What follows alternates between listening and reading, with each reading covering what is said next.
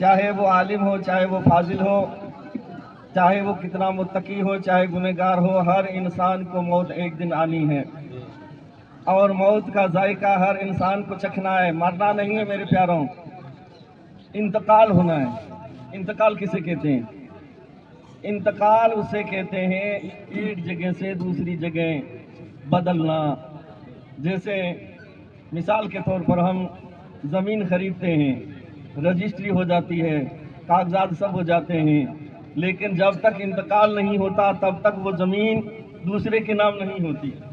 تو اسی لیے یہ جو دنیا ہے، اس دنیا سے دوسری منزل میں جانے کا نام انتقال ہے۔ اور ہر انسان آزمائش، کسی کو اللہ تعالیٰ امیر بنا کر آزماتا ہے، کسی کو اللہ تعالیٰ غریب بنا کر آزما لیتا ہے، کسی کو اللہ تعالیٰ بیماری دے کر آزمائش کر لیتا ہے، اور کسی کو اللہ تعالیٰ تندرستی دے کر آزما لیتا ہے۔ ہر انسان کی آزمائش ہوتی ہے میرے پیاروں۔ اس لیے میرے کہنے کا مطلب یہ ہے، علماء کرام کو وقت دینا ہے۔ میں چند منٹ کے لیے آپ کے سامنے حاضر ہوا ہوں کہ اپنے گھروں کو صاف اور ستھرا رکھو تاکہ ہم اس آزمائش میں کامیاب ہو جائیں، اس امتحان میں کامیاب ہو جائیں۔ ایک چھوٹا سا واقعہ کہہ کر میں آپ سے رخصت ہو جاؤں گا۔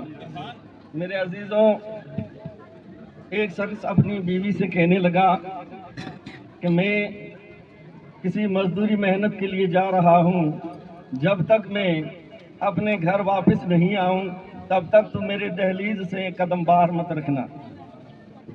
اتفاقاً کیا ہوا کہ اس عورت کا والد صاحب بیمار ہو گیا۔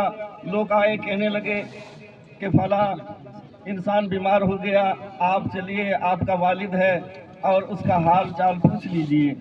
تو اس عورت نے کہا کہ میرا خاوند یہ حکم دے کے گیا ہے کہ جب تک میرا خاوند میرے گھر کی دہلیز میں قدم نہیں رکھے گا تب تک میں اس گھر سے باہر نہیں جا سکتی ہوں۔ کچھ دن کے بعد اس عورت کے والد صاحب کا انتقال ہو گیا۔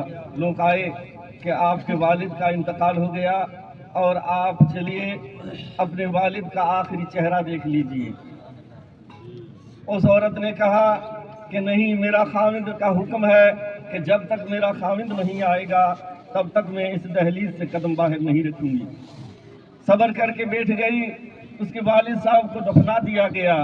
رات کو سوئی تو کیا دیکھتی ہے میرے عزیزوں کہ اس کا والد صاحب جنت کے باغیچوں میں گھوم رہا ہے۔